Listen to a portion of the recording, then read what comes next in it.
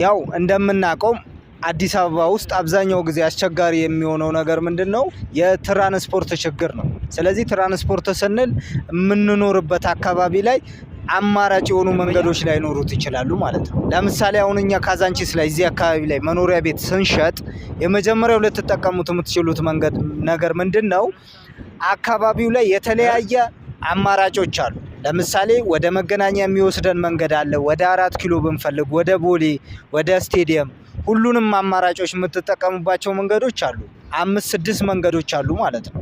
ስለዚህ አብዛኛውን ነገር ደግሞ ትራንስፖርት አስፈላጊ ነገር ነው። ሰው ጠዋት ወጥቶ ስራ ለመግባት ሲያስብ አማራጭ መንገዶችን ይፈልጋል ማለት ነው። ለዚህ ደግሞ ትክክለኛ ቦታ የት ነው? መሀል ካዛንቺስ ላይ ነው ማለት ነው።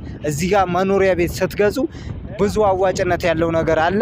ስለዚህ ከባለ 1 እስከ ባለ 4 መኝታ በ15% ቅድመ ክፍያ ብቻ በኢትዮጵያ ብር ተዋውለው የቤት ባለቤት የሚሆኑበትን ትልቅ እድል ይዘን መጥተናል።